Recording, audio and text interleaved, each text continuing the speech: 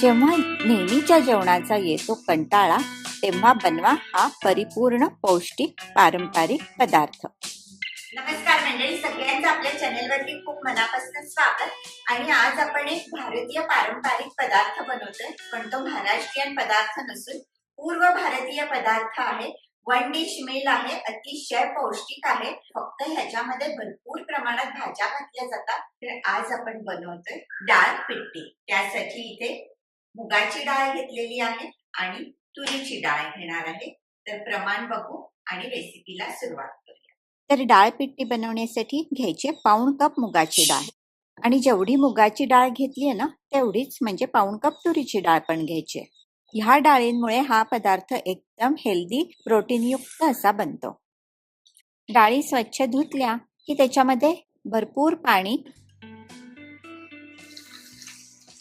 आणि थोडीशी हळद घालून नेहमीच्या वरणाप्रमाणेच मऊ शिजवून घ्यायच्या. आणि डाळी शिजतात तोवर पिट्टी कशी बनवायची हे बघूयात. त्यासाठी 1.5 कप घेते पाणी. पाण्यात घालायचे चमचाभर मीठ आणि हे 1 टेबलस्पून तेल.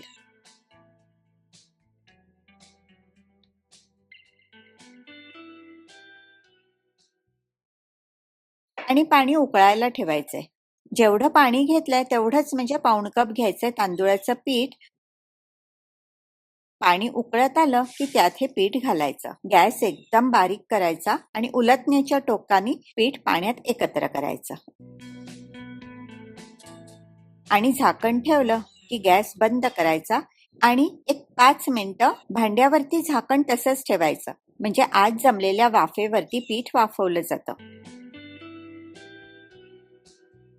हाताला सहन होईल एवढं गार झालं की तांदूळाची बनलेली ही उकड हाताला तेल लावत लावत छानपैकी मऊ मळून घ्यायची. मोदकाची उकड कशी आपण तयार करतो आणि मळून घेतो तशीच ही उकड. उकड छान मळली गेली की त्याचे सुपारी एवढे गोळे करायचे.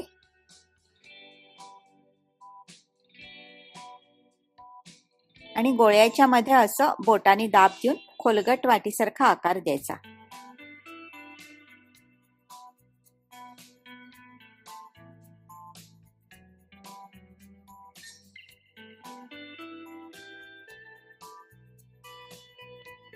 अशा प्रकारे तांदूळाच्या उकडीची पिट्टी तयार करायची.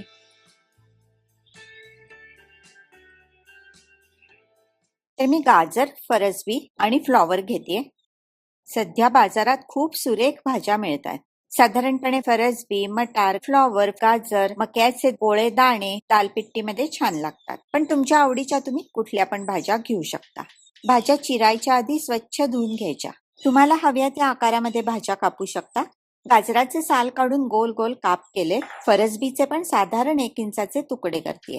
डाळींमुळे प्रोटीन्स, भाज्यांमुळे विटॅमिन्स आणि तांदूळामुळे कार्बोहायड्रेट्स अशा त्रिवेणी एकत्र करण्यामुळेच हा पदार्थ अतिशय पोषक आणि परिपूर्ण असा बनतो.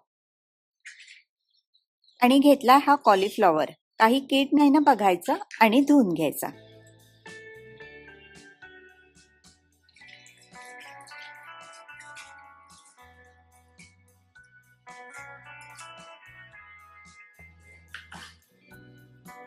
सिमला मिरचीचे चौकोनी तुकडे करून घेतले.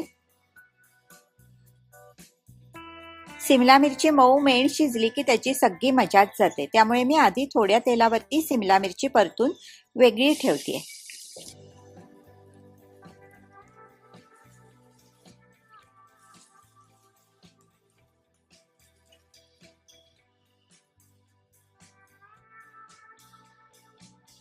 उरलेल्या तेलावरती हा 1.5 छोटा चमचा जिरं परतायचे आणि त्यात घालायचे भाज्यांचे तुकडे, हळद आणि मीठ घालून भाज्या परतायच्या व झाकून मंद गॅसवर शिजवायच्या. फार मेण शिजवू नका, जरा खुटखुटीतच ठेवलेल्या चांगल्या.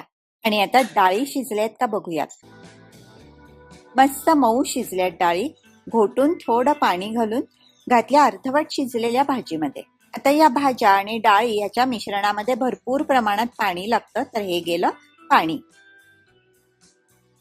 आणि ही गेली तांदूळाच्या उकडीची पिट्टी.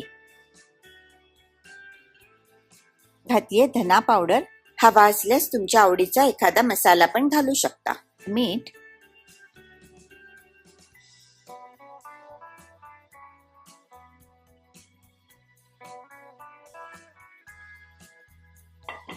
झाकून एक उकळी काढायची. अधूनमधून दाल पिट्टी चांगली ढवळून घ्या, कारण पिट्टी भांड्याच्या तळाला चिकटू शकते. दाल पिट्टी शिजतीये तोवर फोडणी करून घेऊयात. फोडणीसाठी 10-12 लसूण पाकळ्या घेतल्यात, उभ्या कापून घेतल्यात. जिरं घेतलं 1 चमचा. एक हिरवी तिखट मिरची बारीक कापून घेतली आणि एका लाल मिरचीचे तुकडे घेतलेत रंगसंगतीसाठी. हे घेतले तमालपत्र आणि हवा असेल तर 1/2 चमचा हिंग घालू शकता. मी घालणार नाहीये कारण लसूण घालतीये फोडणीमध्ये. 2 चमचे तूप घेतेय. तूप गरम झालं की घालायचे जिरं, लसूण, लसूण परतून झाला की घालायचे लाल मिरची आणि तमालपत्र. ह्या गेल्या हिरव्या मिरच्या.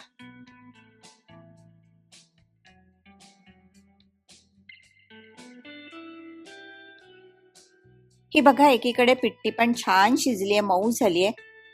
गॅस करायचा बंद.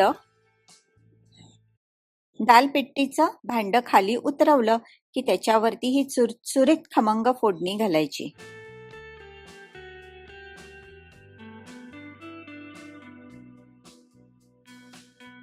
सर्विंग बोल मध्ये काढली की त्याच्यावर घालायची परतून ठेवलेली सिमला मिरची. ताज्या हिरव्या गार कोथिंबिरीने सजवायची. वरून पिळायचं लिंबू आणि मस्त गरमागरम दाल पिट्टीचं भोजन करायचं. दुसरा कुठलाही पदार्थ बनवायची गरज नाही. हवा असल्यास वरून तुपाची धार सोडायची आणि झकास. मस्त हटके रेसिपी, पूर्व भारतातली स्पेशालिटी झालेली आहे आणि आपली जी वरणफळं असतात त्याचीच ही बहीण आहे. तर ही रेसिपी बनवून बघा. रेसिपी आवडली असेल तर लाईक करायला विसरू नका आणि प्लीज चॅनल शेअर आणि सबस्क्राईब करून तुमचा सपोर्ट द्या. ही रेसिपी बघितल्याबद्दल सगळ्यांचे मनापासून धन्यवाद.